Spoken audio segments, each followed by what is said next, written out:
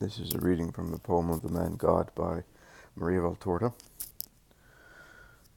Volume 2, Episode 215, The Lunatic Girl of Bethgina, 11th of July, 1945.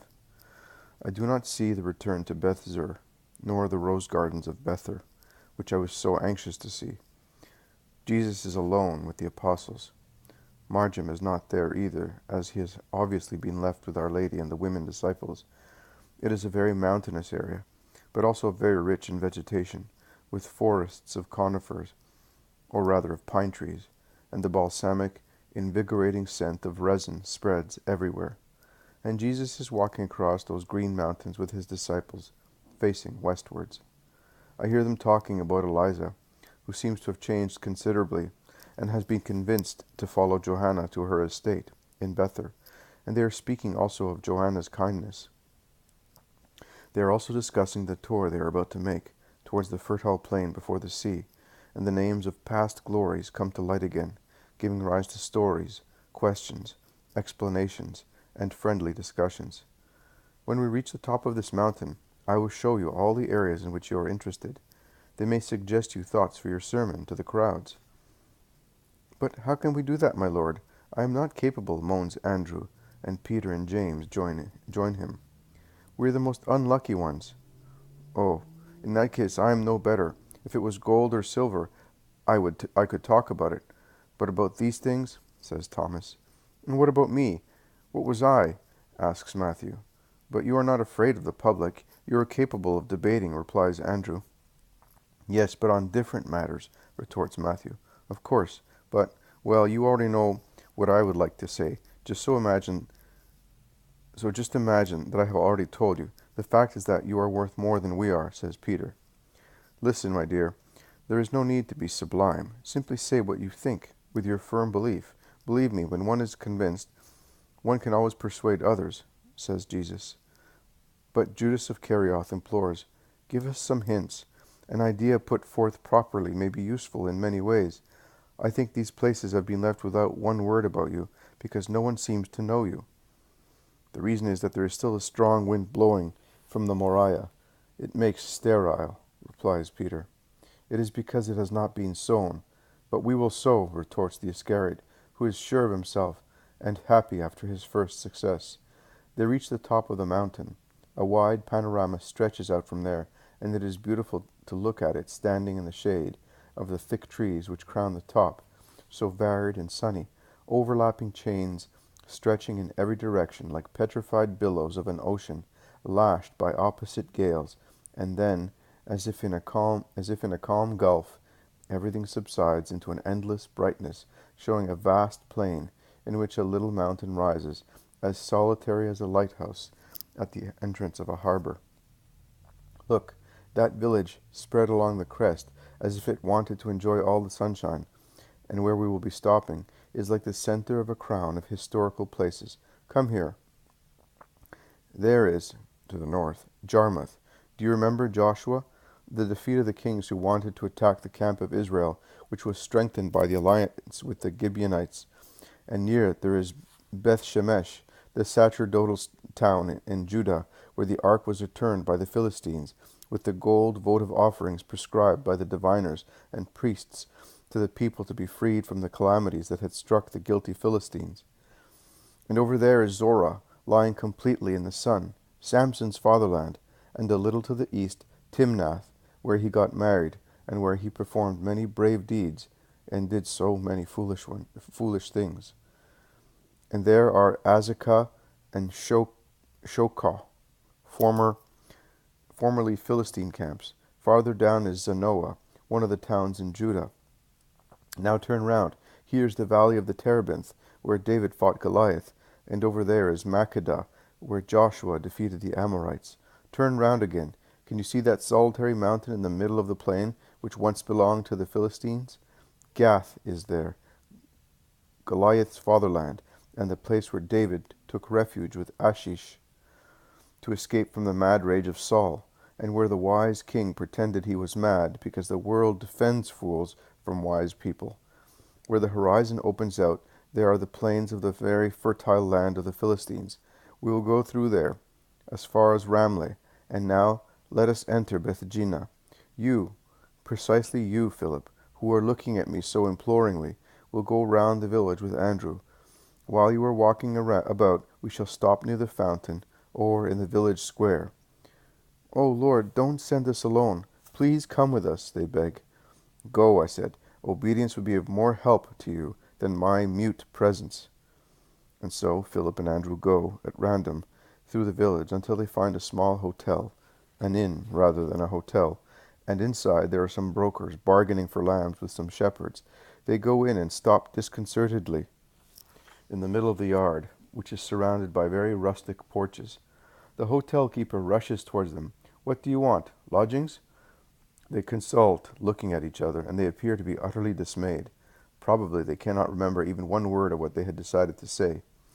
Andrew is the first to regain control of himself, and he replies, Yes, lodgings for us and for the rabbi of Israel. Which rabbi? There are many of them, but they are wealthy gentlemen. They do not come to the village of poor people to bring their wisdom to the poor. The poor have to go to them, and we are lucky if they allow us to go near them. There is only one rabbi of Israel, and he has come to bring the gospel to the poor, and the poorer and more sinful they are, the more he looks for them and approaches them, replies Andrew kindly. In that case, he will not make much money. He does not seek wealth. He is poor and good. When he can save a soul, it is a full day for him, replies once again Andrew. Oh, it is the first time that I hear that a rabbi is good and poor. The Baptist is poor but severe. All the others are severe and rich, as greedy as leeches. You over there, have you heard? Come here, you who travel round the world. These men say there is a poor but good master who comes looking for poor people and sinners. Ah, it must be one who wears a white robe like an Essene. I saw him some time ago at Jericho, says one of the brokers. No, that one is by himself. It must be the one of whom Thomas told us, because he happened to speak about him with some shepherds on the Lebanon, replies a tall, brawny shepherd. Indeed, and he would have come as far as here, if he was on the Lebanon. For the sake of your eyes of a cat, exclaims another one. While the innkeeper is speaking and listening to his customers, the two apostles have remained standing in the middle of the yard, like two poles. At last one of the men says to them, Hey, you, come here. Who is he? Where does that man you spoke of come from? He is Jesus of Joseph, from Nazareth, says Philip gravely, and he looks as if he were expecting to be laughed at. But Andrew adds, He is the Messiah foretold. I implore you for your own good, listen to him. You have mentioned the Baptist. Well, I was with him, and he pointed to us Jesus, who was passing, and said, There is the Lamb of God, who takes away the sins of the world. When Jesus descended into the Jordan to be baptized, the heavens opened, and the voice cried out, This is my beloved Son, my favor rests on him, and the love of God descended like a dove, shining over his head. See, it is the Nazarene. But tell me, since you say you are his friends. No, not his friends. We are his apostles, his disciples, and we have been sent to announce that he is coming, so that those who are in need of salvation may go to him, clarifies Andrew. All right, but tell me, is he really, as some say, that is, a holy man, holier than the Baptist? Or is he a demon, as others describe him? You are always with him, because if you are his disciples, you must be with him. Tell us frankly, is it true that he is lewd and a guzzler, that he loves prostitutes and publicans, that he is a necromancer, and he evokes spirits at night to find out the secrets of hearts? Why do you ask these men such questions? Ask them instead whether it is true that he is good. They will take it amiss, and they will go and tell the master our evil reasoning, and he will be cursed. And we will be cursed. One never knows whether he is God or a demon. It is better to treat him well. It is Philip who now speaks. We can reply to you quite frankly, because there is nothing wicked to be concealed. He is our master. He, our master, is the saint of all saints. He spends his days teaching. He goes tirelessly from place to place, seeking the hearts of men. He spends the night praying for us. He does not disdain the pleasures of the table and friendship, but not for his own advantage, but only to approach those who otherwise would be unapproachable. He does not repel publicans and prostitutes, but only because he wants to redeem them. His way is traced out with miracles of redemption and miracles over diseases. Winds and seas obey him. But he does not need anybody to work his prodigies, neither does he have to evoke spirits to know hearts. How can he? You said that winds and seas obey him, but they are not endowed with reason. How can he give them orders? Asks the innkeeper. Tell me, man, according to you, is it more difficult to give an order to the wind, or the sea, or to death? By Jehovah, you cannot give orders to death. You can throw oil on the sea, you can hoist sails over it, or more wisely, you can avoid going to sea. You can lock doors against the wind, but you cannot give an order to death. There is no oil capable of calming it. There is no sail which, hoisted on our little boat, can make it sail so fast as to leave death behind, and there are no locks for it. It comes in when it wants to, even if the doors have been locked. Oh, no one gives orders to that queen. And yet our Master commands it, not only when it is near, but also after it has come. A young man of Nain was about to be put into the dreadful mouth of this sepulchre, and he said to him, I tell you, rise. And the young man came back to life. Nain is not the country of the Hyperboreans. You can go and see. Just like that, in the presence of everybody, on the road, in the presence of the whole of Nain. The innkeeper and his customers look at one another in silence. Then the innkeeper says, But he will not do that only for his friends. He will do that only for his friends. No, man, for all those who believe in him, and not for them only. He is mercy on the earth. Believe me, no one applies to him in vain. Listen, is there anyone amongst you who suffers from or weeps because of diseases in the family, doubts, remorse, temptations, ignorance? Go to Jesus, the Messiah of the gospel. He is here today. He will be elsewhere tomorrow. The grace of the Lord who is passing should not be let pass in vain, says Philip, who has become more and more sure of himself. The innkeeper ruffles his hair, opens and closes his mouth, tortures the fringes of his belt.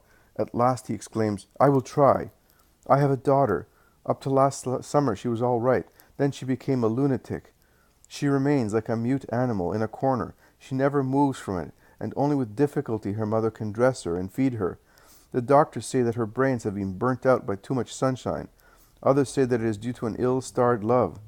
The people say she is possessed. How can that be, as she has never been away from here? Where would she have got that demon? What does your master say? That a demon can take also an innocent person? Philip replies without hesitation, Yes, to torture the relatives and drive them to despair. And can he cure lunatics? Should I hope? You must believe, says Andrew promptly, and he tells them of the miracle of the Gerasenes and concludes, If those who were a legion in the hearts of sinners fled thus, why should the one who forced his way into the heart of a young person not flee? I tell you, man, for those who hope in him, also what is impossible becomes as easy as breathing. I have seen the works of my Lord, and I am a witness of his power. Oh, in that case, which of you is going to call him? I will go myself, man. I will soon be back. And Andrew runs away while Philip remains speaking to them. When Andrew sees Jesus standing in a lobby out of the merciless sun, shining in every part of the square, he runs towards him, saying, Come, master, the daughter of the innkeeper is lunatic. Her father implores you to cure her. Did he know me? No, master. We have tried to make you known to him, and you have succeeded. When one reaches the point of believing that I can cure an incurable disease, one is already well advanced in faith, and you were afraid that you did not know how to do it. What did you tell him? I don't think I could tell you. We told them what we thought of you and of your deeds. Above all, we told them that you are love and mercy. The world has such wrong knowledge of you. But you know me well, and that is enough. They arrive at the small inn. All the customers are standing at the door, full of curiosity, and in the middle there is Philip with the innkeeper, who keeps talking to himself. When he sees Jesus, he runs to meet him. Master, Lord, Jesus, I believe so firmly that you are you, that you know everything, you see everything, you can do everything. I believe it so firmly that I say to you, have mercy on my daughter, although I have so many sins in my heart. Do not punish my daughter because I have been dishonest in my trade. I will no longer be grasping, I swear it. You can see my heart with its past and with its present thought. Forgive and have mercy on us, Master, and I will speak of you to everybody who comes here, to my house. The man is on his knees. Jesus says to him, Stand up and persevere in your present sentiments. Take me to your daughter. She is in a stable, my lord. The sultry weather makes her feel worse, and she will not come out. It does not matter. I will go to her. It is not the sultry weather. It is the demon who perceives my coming. They go into the yard, and then into a dark stable, followed by all the rest. The girl, unkempt and lean, becomes agitated in the darkest corner, and as soon as she sees Jesus, she shouts, "Back! Go back! Do not disturb me. You are the Christ of the Lord. I am once struck by you. Leave me alone. Why do you always follow me? Go out of this girl. Go. I want it. Give your prey back to God, and be quiet." There is a heart-rending shout, a jerk. Her body becomes flabby and collapses onto the straw. Then she calmly, sadly asks questions, expressing her amazement. "Where am I? Why am I here? Who are they?" And she invokes, "Mummy!" The young girl becomes shy when she realizes that she is without veil and with a torn dress in the presence of many strangers. "Oh, eternal Lord! But she is cured!" And strange to be seen, the innkeeper weeps like a child, and tears stream down his ruddy cheeks. He is happy, and he weeps, and does not know what to do, except kiss Jesus' hands, while the mother of the girl also weeps, surrounded by her amazed little ones, and kisses her firstborn, now free from the demon. All the people present shout in amazement, and many more rush to see the miracle. The yard is full. "Remain with us, Lord. It is getting dark. Rest under my roof." "Man, we are 13. Even if you were 300, it would not matter. I know what you mean. But the greedy, dishonest Samuel is dead, Lord. Also my demon has fled. Now there is a new Samuel, and he will still be the innkeeper, but a holy one. Come, come with me, that I may pay you homage as a king, a god, such as you are. Oh, blessed be the son that brought you here today."